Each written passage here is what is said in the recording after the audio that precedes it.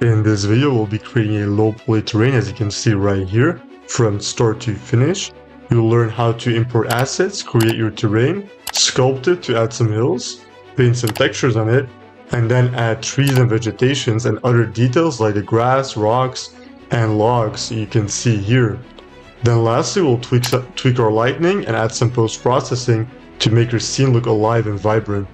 One thing to note, the character you see here, we will not be making that in this tutorial, but if you're interested in that, you can check out my character controller tutorial. Without further ado, let's get started.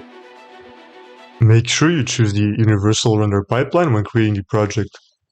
Go to the Unity Asset Store and add this to your assets. The link will be in the description down below. Okay, with our project created, the first thing we'll do is remove the README asset. Click Remove README.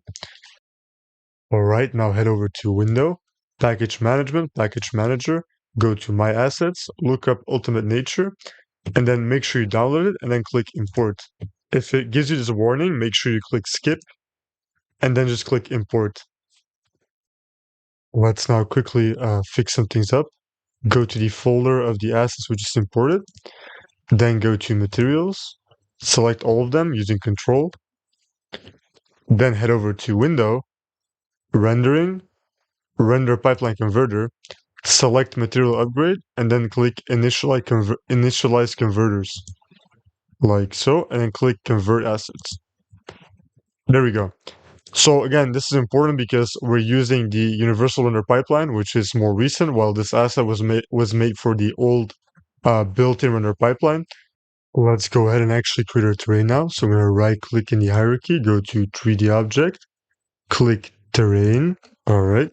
Then I'm going to go to the terrain settings to this tab on the right because I want to make it a little bit smaller. It's quite bigger. So I'm going to scroll down, head over here and make the width and the length 200. Okay. Now let's actually sculpt a bit in our terrain, right? So we can add some hills. So let's head over to Paint Terrain. Then I'm going to head over to Raise or Lower Terrain. There we go. So I want to use, I'm going to use this brush because these sides are a little bit smooth, so we can paint some nice hills.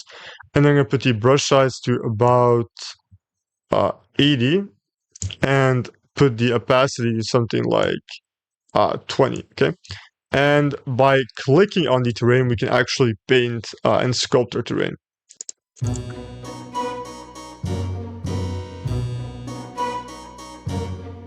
There we go. Now we got some hills. Feel free to make it however you want.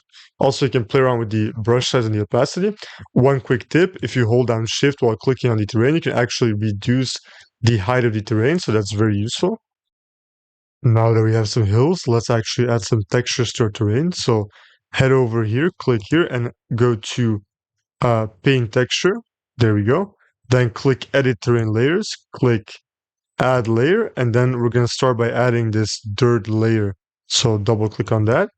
So the first layer you add to your terrain will actually be assigned to the entire terrain. So now it's all dirt.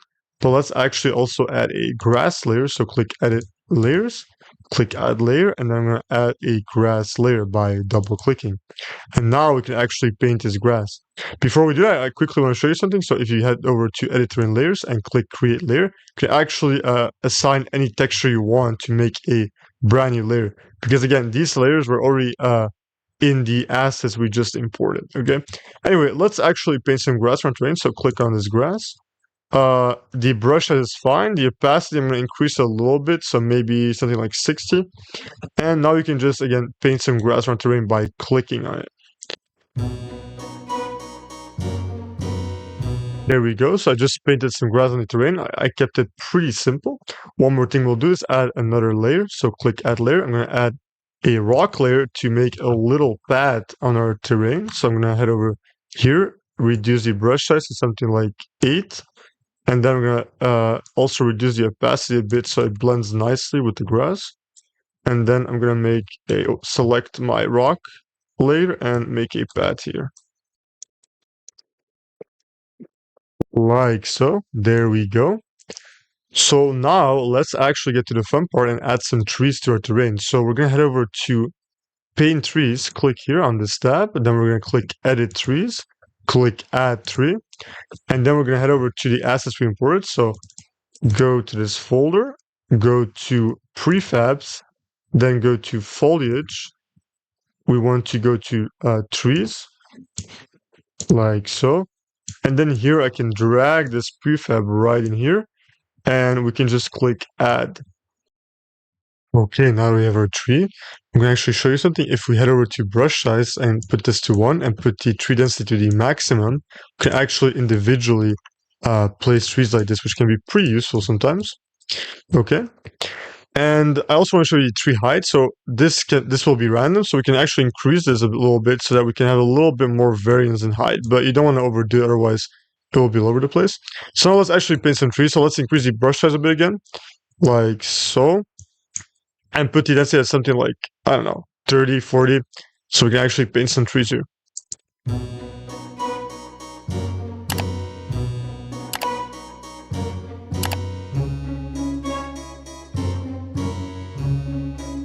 Alright, that's done now.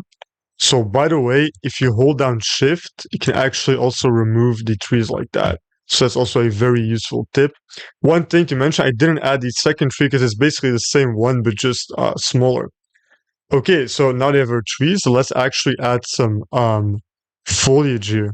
So we're gonna head over to the Paint Details tab, then click on Edit Details, Add Detail Mesh. Now let's go to our asset folder here, and then go to Prefabs, Foliage, and then go to Grass.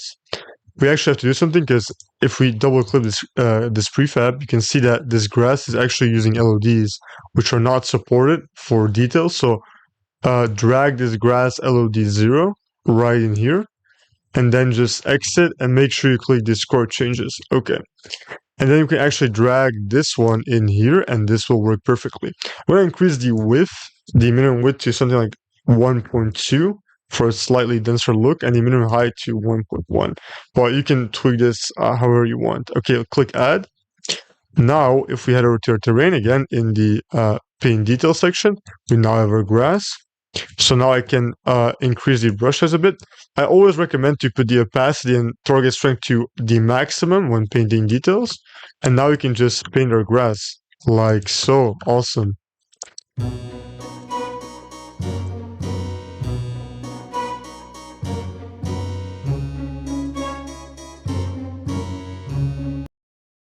I actually want our grass to be a little bit denser, so what I'm going to do is head over to our terrain settings and then scroll down. I want to make the detail resolution per patch 16, and then let's increase the detail resolution to 4000. There we go. So again, be careful because this will be heavier, so if you have a pretty weak computer, then you should probably not overdo this. And now I'm going to paint some more grass. There we go. So that's looking pretty good. Let's add some more details now. So we can head back to our foliage folder, go to bush, for example, and then we can drag this right in. And that's one way you can add details. So you can just drag them in and then I can hit Ctrl D to copy it, and I can just place it manually like this. But if you want to, you can also just add these as a detail. So let's head over to our terrain, and then we can, again, go to Paint Details, click Edit Details, Add Detail Mesh. Let's double click this because again it's using LODs, so drag this LOD 0 in here, and then we can just add this one. So I'm going to put the maximum width to 1.2. I don't want to overdo it, and same with the height, I'm going to do 1.2. There we go, and then click add, and then again click Discord changes, and now again we can also paint our bushes like so. There we go. So that can also be very useful, so let's just do that.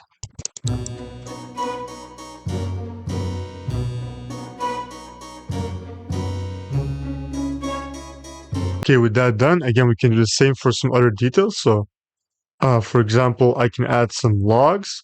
So again, you know these steps now, so you can do it yourself. Either drag it manually or just add it to the terrain details. So I'm going to add some more details in general and make it look a bit nicer.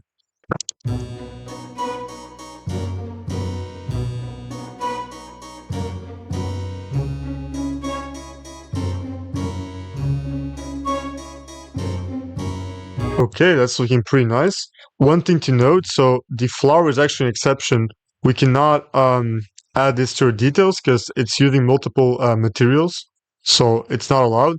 But again, you can either place it manually, or what you can also do is actually add it as a tree. That's also a possibility. So I can click add tree, edit tree, click add tree, and then I can just drag this in. So again, that's how you could place the flowers, because as you can see here, they have multiple materials in the assigned to them, so that makes it not work with the details. And then we can also place some rocks here. So again, we also have this, if we go back to prefast, we also have this rocks folder where again we have some standard rocks, which you can again place like so, or just add it as a detail. So yeah, I'll actually place some more details and make it look even nicer.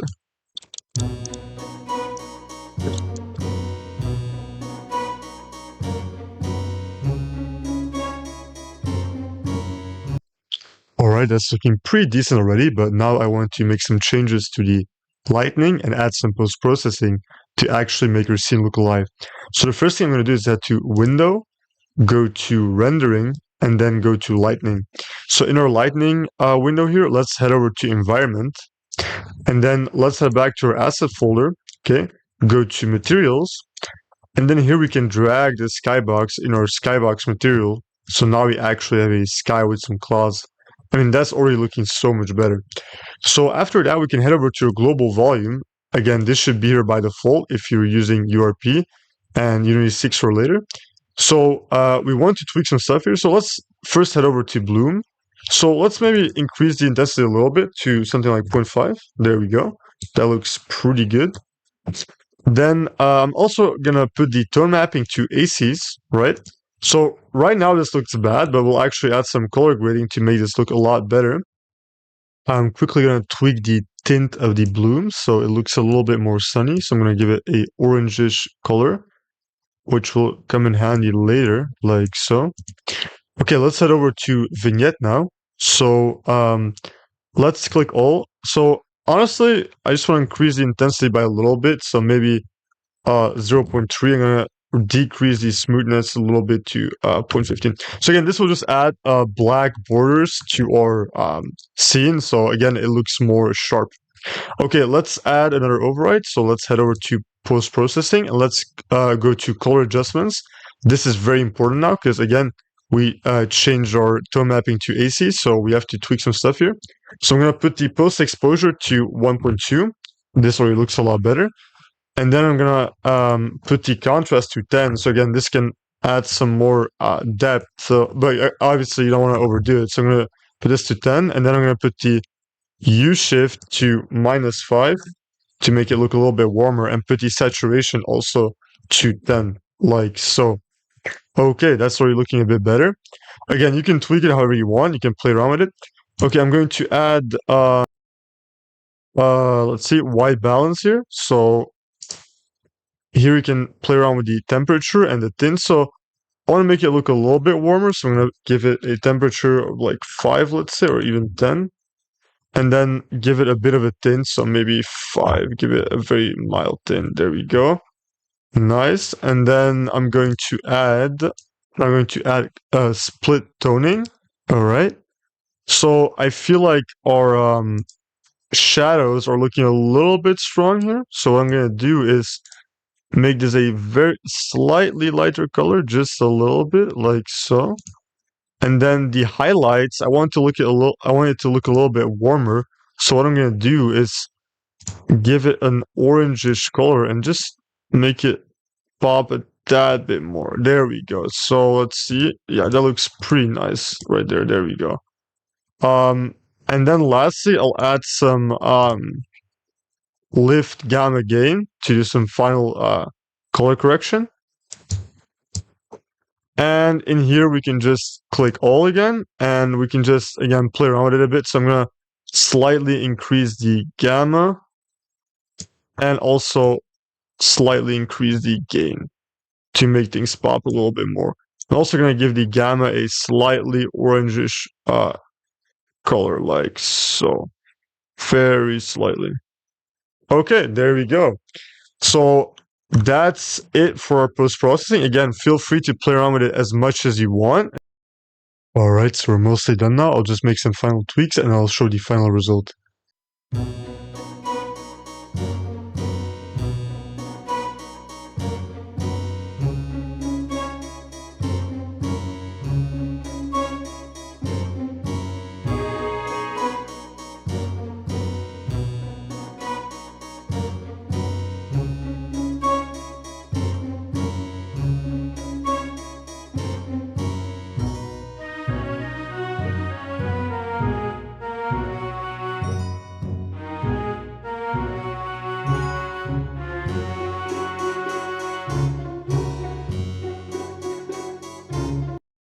Alright, so the terrain is done now. I quickly want to mention I changed the texture for the pad terrain layer so it looks a little bit more detailed. And I did add in a character with animations to make it look a little bit cooler. I also added in a little puddle here, but that's included with the assets we imported. But yeah, without further ado, let's see the final result. By the way, if you want to learn how to add a character with animations, like you can see here, you can check out the video that should appear in a little bit.